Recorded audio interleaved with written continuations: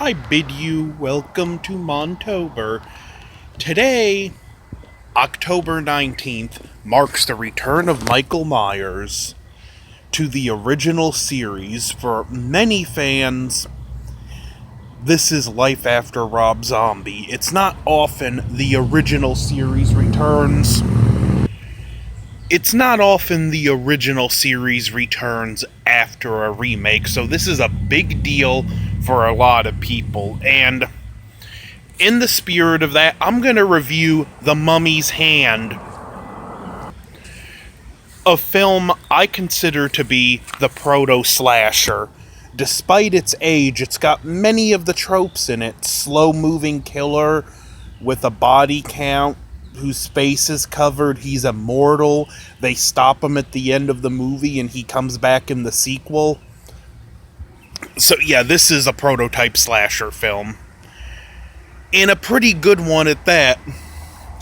The plot centers around two friends slash would-be archaeologists, Steve and Babe, who are kind of like a poor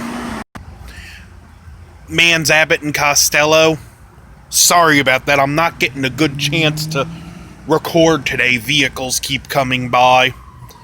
But they find a vase, and it turns out it's connected to a dig site. The backstory: an Egyptian princess named Ananka died, and they did the Egyptian routine. The prince, Karis, wanted to bring her back, so he broke into her tomb and boiled the fluid of boiled tanna leaves to bring her back to life. He was ultimately basically buried alive. This film, you can see inspired elements from the Brandon Fraser remake. And they keep the Karis mummy alive with the fluid of 3 tanna leaves in case Ananka's tomb is ever in danger of being discovered, and then they'll give him the fluid of 9 leaves to bring him back to reanimate him, and he can kill the people who are invading. The archaeologists are watched by spies from a group that's the Priests of Karnak. Again, brings to mind Indiana Jones in some ways. You can tell this film was very inspirational. The two guys meet a magician named Savani. They get him to fund their exposition, and his daughter comes along to make sure they are not scamming her father. And even though the two leads, they are kind of like a poor man's Abbott and Costello, but they're very good at it, and when the father comes in, it becomes a comedy trio, and in some ways, this movie's more of a comedy, but it's never dull.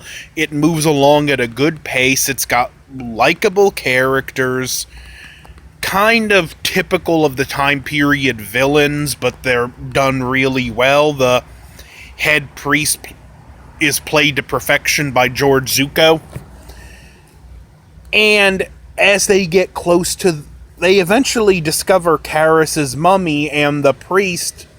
I'm trying to go over little details because if you haven't seen the film, I want you to get most of it yourself. But the head priest, the one archaeologist that's with them, Professor Petrie, he shows, look, the mummy still has a pulse, and he gives him the fluid of 9 tanna leaves, and the mummy kills him. And from this point, it's full-on proto-slasher film. Now, supposedly, anything over 9 is too much, and he'll be an unstoppable, immortal fiend. But that never really comes to fruition, and the film even has kind of the roots of a final chase, even though it's not really a chase in the traditional sense. I still think of it as a final chase.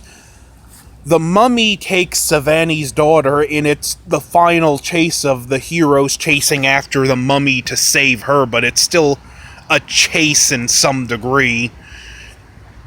And again, just very entertaining. The head priest wants to make him and Savani's daughter immortal with the fluid of more than 9 Tana leaves.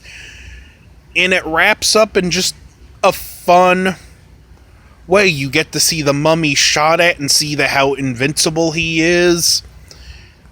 There's gun work, comedy. This is horror, action, adventure, comedy, like all rolled into one. And it does a good job. It's a film that, like I said, there is never a dull moment in it. It does recycle footage from the Boris Karloff mummy for the flashback scenes. They just reshot close-ups with cowboy actor Tom Tyler, who played the mummy. This is easily my favorite mummy movie, despite the fact that the later ones had Lon Chaney Jr., who I think played a better mummy. This movie just overall outshines the other mummy films. And extremely high recommend if you're interested in the history of horror and you want to see a early example of slasher tropes. Go no further than this film. Now, as for this film, check it out yourself, and are you excited for the new Halloween movie? Comment that and your thoughts on this film, whether you want to see it or not, down below. Like, share, comment, subscribe. Over and out.